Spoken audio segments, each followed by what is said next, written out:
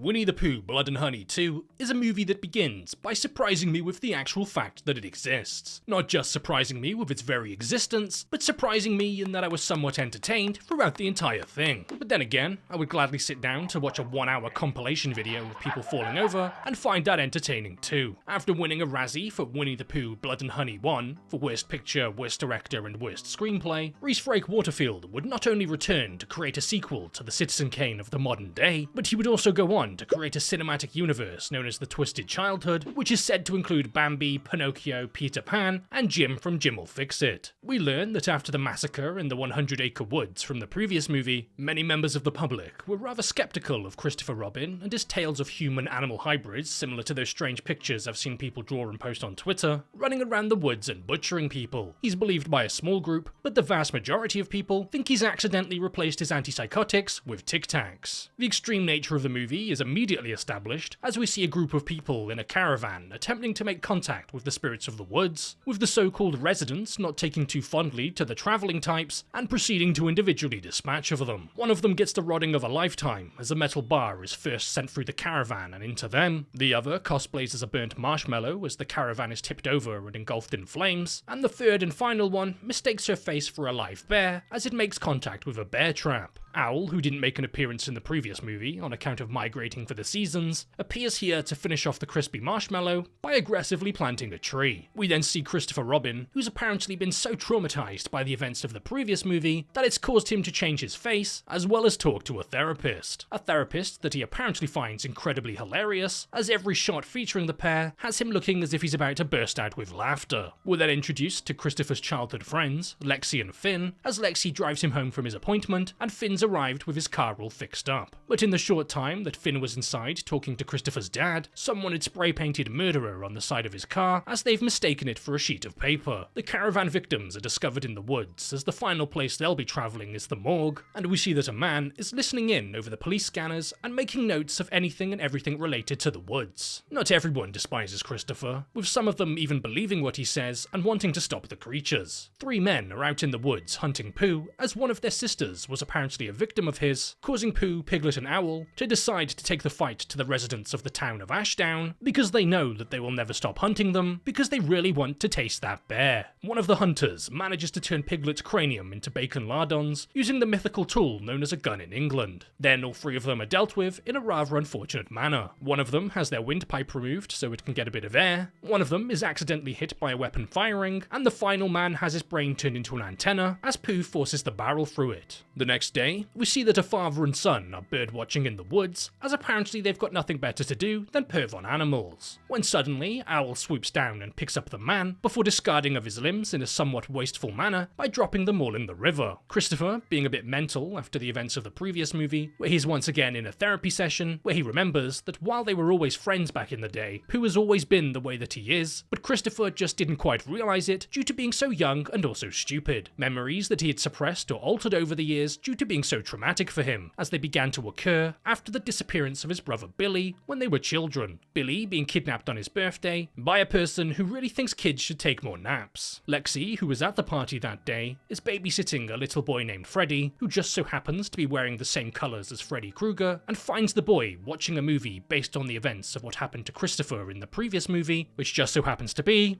just clips from the previous movie. An either somewhat fun way to make a comment about how Chris is now being played by someone else, or maybe just laziness. After 2 separate events involving people permanently camping out under the stars, the police have begun searching the woods, where they managed to find the animal's hideout. And by managed to find, I mean they've been lured straight towards it, as after they enter, they find the remains of many previous victims, as well as finding Tigger, a character who's now conveniently entered the public domain, meaning his likeness can be used. And used it is, but in a rather aggressive manner, as none of the officers get to leave. It wasn't just Billy who was taken that day, as we learn that there was a whole group of other children who would also end up going missing, and while researching it, Christopher finds out there was a mysterious fire around the time that just so happened to kill a genetic scientist who was known for his crossbreeding experiments as he tried to bring his furry fantasies to life. One of the hunters has survived their encounter with the great big Pooh of the forest, and while in hospital, requests to talk with Christopher, something that he's going to struggle to do, considering that the other half of his face is located somewhere on the floor of the forest. Using Using a whiteboard, he tells Chris that he believes him and that they gave him a facelift that they were far from qualified to perform. But while at the hospital, looking at this man doing a best impression of a meatball, Christopher sees the janitor, who he recognizes as the man who took his brother all of those years ago. So that evening, Christopher follows the man back to his home as he leaves the hospital, and Christopher breaks in. We see that the janitor is the one who's been listening to the police scanners and making notes, when suddenly, Christopher, disgusted at the prospect of someone taking notes, threatens the man with a mildly intimidating stick.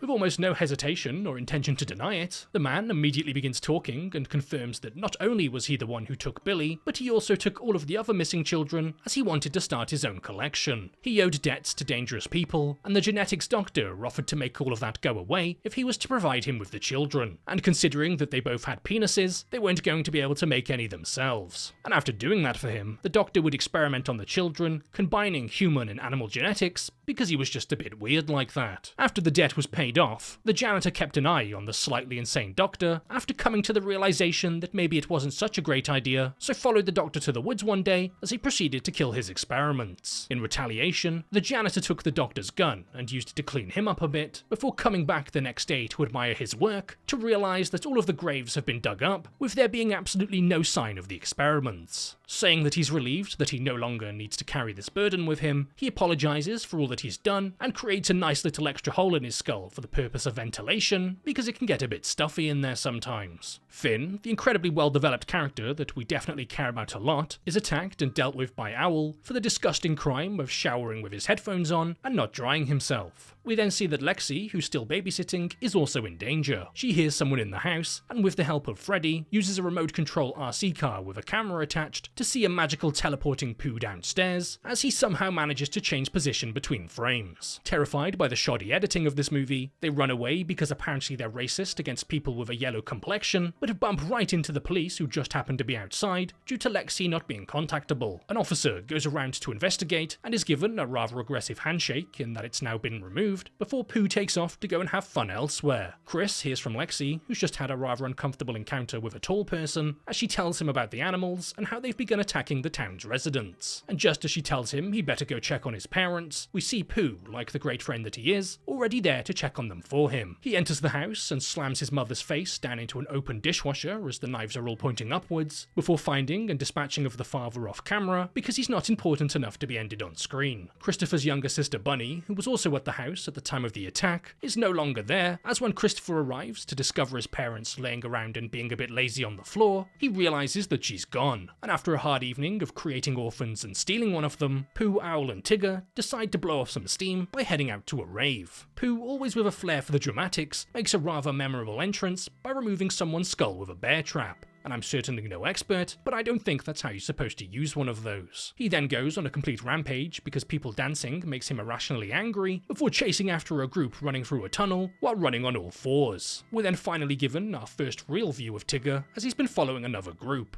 that he proceeds to deal with, while rather anticlimactically not bouncing around on his tail with incredibly cheesy CGI. My soul is irreparably damaged. Using the police scanner that he took from the man with one too many holes, Christopher arrives at the rave to realise that he's too late for the sleepover. TIGGER has kindly relieved the woman of her eyeballs, because they're not really that important to have anyway, and watches as she crawls her way towards a hole in the floor before falling down it. With the gun that Christopher had confiscated, he's able to put a bullet in Tigger, who I guess was just coming over for a hug or something, as we see that Pooh is still walking around, taking great offence at the idea of people having fun by locking a man in a furnace and turning it all the way up, performing a TikTok DIY lobotomy with a power drill, and blowing someone's mind by quite literally disconnecting it. Everyone is then suddenly and magically teleported outside, for no other reason than I guess it looks kinda cool out here, as it cuts directly from that scene to Christopher being confronted by Pooh outside with a chainsaw. Pooh swings at Christopher with it and accidentally enchants his weapon after soaring through a fuel tank to receive a flaming blade, with Christopher trying to get away from the slightly aggressive furry. Lexi, tracking Christopher's phone, because that's just the type of society we live in these days, tracks it to the forest just as Christopher is about to be cut up like kebab meat and served to Boss Man. But suddenly Pooh stops what he's doing as he spotted the grave that he dug himself out of all of these years ago, realizing that he's not had a good night's sleep since then. Trying to get through to Pooh, Christopher calls him Billy, which he seems to respond to, before responding in a rather violent way by grabbing Christopher's throat before Lexi arrives and diverts his attention. Pooh is about to take a bit off the top when Christopher appears, now wielding an axe for some reason that we're definitely not meant to question, before planting it into Pooh's skull to specifically spite the animal rights activists. Bunny is found safe and sound, albeit parentless and likely extremely psychologically damaged, and the movie comes to an end with Christopher, Bunny and Lexi driving away because this movie can't really be bothered to wrap up with Owl and Tigger. A mid-credit scene is then shown for the people who haven't already gotten up and left in sheer confusion to show Pooh sitting on his chair still alive, with one half of his head looking one way and the other half looking the other way. Using the power of honey, Owl is going to bring back both Pooh and Piglet, because if this movie makes any money, then we're absolutely going to see a third one.